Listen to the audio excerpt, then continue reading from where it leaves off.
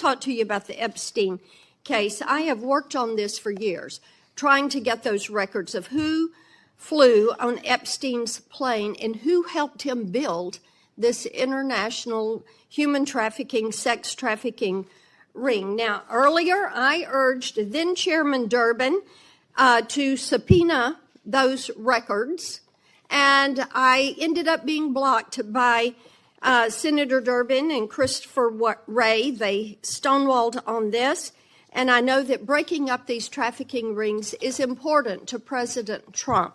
I'm fine with all the other lists. As long as I'm not on the Epstein list, we're good, right?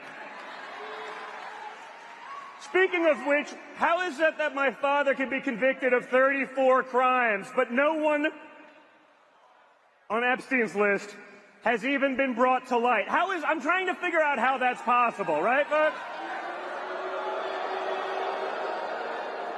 It's almost like they're trying to protect those pedophiles for some reason. I can't imagine why, right? So will you work with me on this issue so we know who worked with Jeffrey Epstein in building these sex trafficking rings? Absolutely, Senator. Child sex trafficking has no place in the United States of America, and I will do everything, if confirmed as FBI director, to make sure the American public knows the full weight of what happened in the past. Later. Sure. Your memo and release yesterday on Jeffrey Epstein, it left some lingering mysteries. One of the biggest ones is whether he ever worked for an American or foreign intelligence agency. The former Labor Secretary, who was Miami U.S. Attorney Alex Costa, he allegedly said that he did work for an intelligence agency.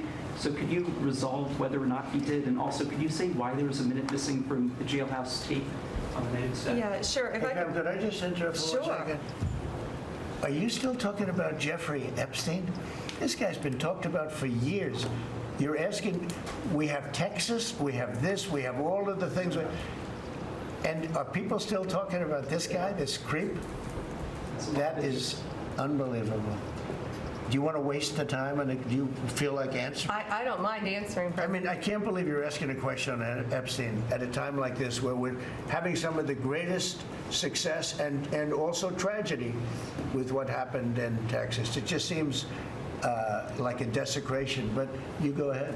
That you say that always resonates with me is I don't want to be lied to, and I specifically don't want to be lied to by the very people who built careers, and I'm talking here specifically about Kash Patel, Dan Bongino, and many others who now work for the administration, who fed MAGA and the American people and promised them to get to the bottom of this, only to turn their tune immediately upon assuming office, lying before Congress, talking about this is an obvious case of suicide, going on the Joe Rogan podcast, and effectively asking for some level of trust that I don't give to any government official. FBI Director Kash Patel said, if I had this information, don't you think I would release it? No, I don't, because actually your actions now just in the last couple of days only vindicate the idea that this is not only a systematic government cover-up at the highest levels, not only involving sex trafficking, but going all the way up to the top levels of the U.S. intelligence, the Israeli intelligence community, implicating powerful people, billionaires here in the United States, former prime ministers of Israel, our current president, former presidents of the United States, and for them to come out on the very day, or I guess the day before, that the Israeli prime minister is visiting Washington for the third time this year. Why exactly? Can we go over that? Last time I checked, this is a country we do about $52 billion in bilateral trade with, equivocal to like Singapore and Chile. I don't remember the last time the Chilean or Singaporean leaders were in Washington for 3 times in the last 6 months, and to who we give $3.3 billion to. Switzerland. These are all countries I love, by the way. I visited all 3 that I just listed. I love them. Would they serve? And Israel. I yes. think did you go to school in Israel? That's right. I did 6 weeks in Israel. It's a great country. I like it a lot, but it's not about that. This is about my country.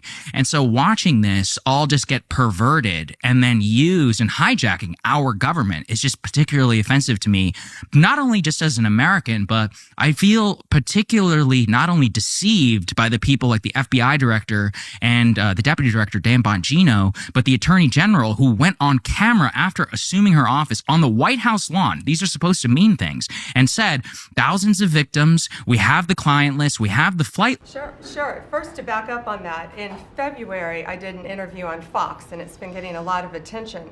because I said over this will make you sick. 200 victims. 200. So we have well over 250 actually. So we have to make sure that their identity is protected and their personal information. But other than that, I think tomorrow, the personal information of victims.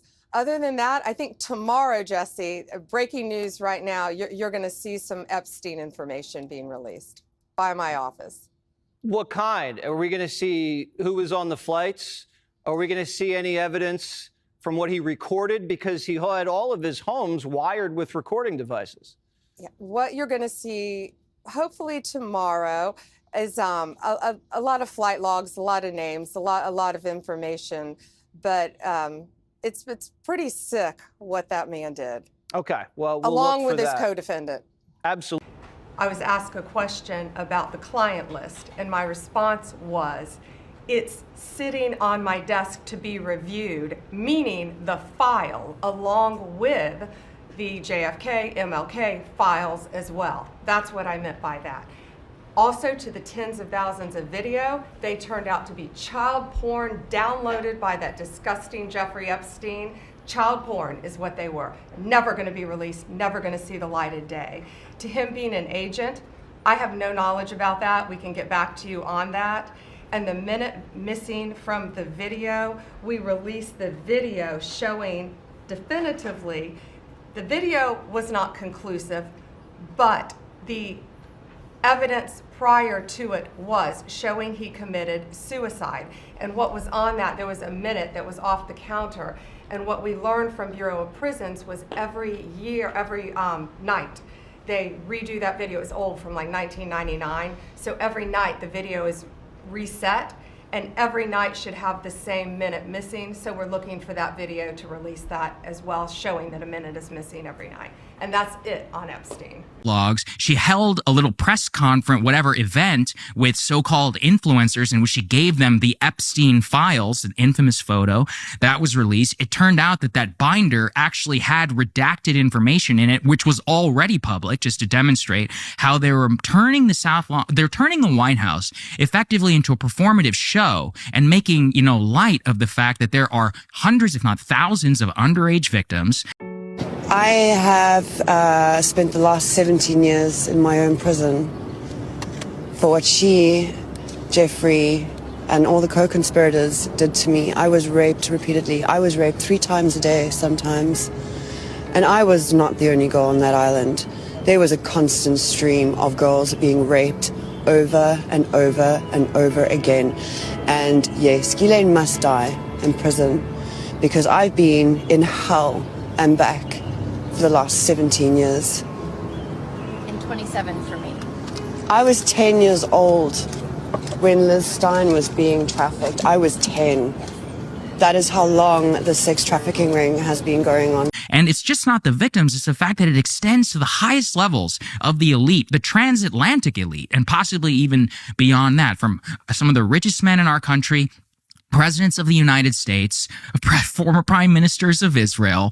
We're talking here about Bill Gates, Leon Black, Leslie Wexner, the richest and most powerful people in the world, the Nobel Committee, the scientific, the community, Harvard, MIT, the tentacles through which this operation had its hands in and stretches all the way back to the 1980s. It is one of the most disgusting intelligence operations, I think, in United States intelligence history, rivaling some of the things, eventually that led to the death of President Kennedy. And the thing is around this time, is just like Kennedy, we all know the truth. We know that this document released by the Trump administration is complete bullshit. And I guess that maybe, just like with the Kennedy assassination, they expect us to just get over it in a period of time. And I genuinely think it's incumbent on anybody who was either supportive of the president, any United States citizen, to say no. We demand absolute and total transparency on this case, and particularly of these government government officials. Do not use your platform to enrich yourself on these podcast platforms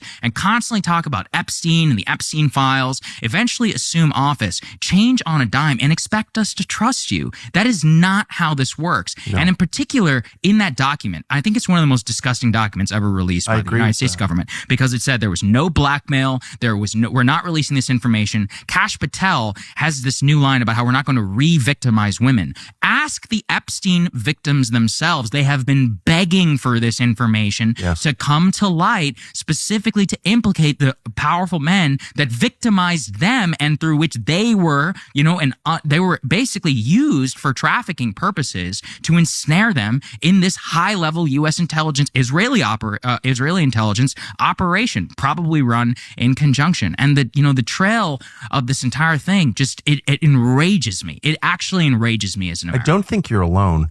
And I do think, as someone who voted for the president, campaigned for the president a lot, I'm not attacking the president, but I think even people who are fully on board with, the bulk of the MAGA agenda are like, this is too much, actually. Yes. I'm saying that with love, and I hope that they're listening.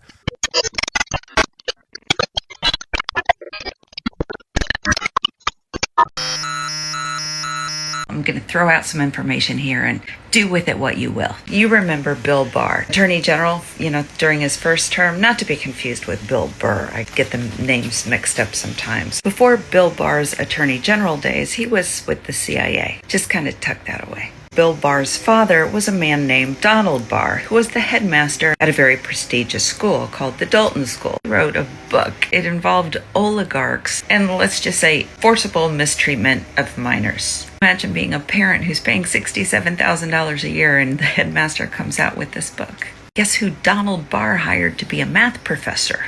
No teaching experience whatsoever, nor a degree in math. But at 21 years old, he's given this position at a prestigious school. He didn't stay there long because he got kind of creepy on the young women. He'd go to parties with them and there were complaints. And he moved on to what, you may ask? Junior assistant to a trader. Within 4 years, was a partner at that firm. 4 years. That lasted about a year because of an SEC violation. So what did he do then? He moved to consulting work. Immediately, he had billionaires and governments that hired him. 2006, Epstein was charged with one of the charges involved 12-year-old triplet girls being flown in for his birthday party. Allegedly, these girls and others were brought in by a guy named Jean-Luc Bromel, was a scout or something for Epstein's modeling company called MC2. The U.S. Attorney for the Southern District of Florida was a guy named Alexander Acosta. He offered Epstein this sweetheart deal that was insane. Leave for 12 hours a day, take walks on the beaches. When he was released on house arrest, house wasn't defined, so he could take jets to Manhattan. Leslie Wexner, Victoria's Secret guy, Abercrombie guy. Didn't take long for complaints to surface that Epstein was posing as a Victoria's Secret model recruiter. Didn't matter, Wexner still gave him control over all his money. When Trump nominated Acosta for the Secretary of Labor position, because of course he did, Acosta was grilled about this sweetheart deal. He went on record saying that he was told Epstein belonged to intelligence, and that the entire issue was above his pay grade. In the 80s, Epstein frequently used a fake passport. An Australian passport said that he was a resident of Saudi Arabia. He used it to go to the UK, Spain, and Saudi Arabia.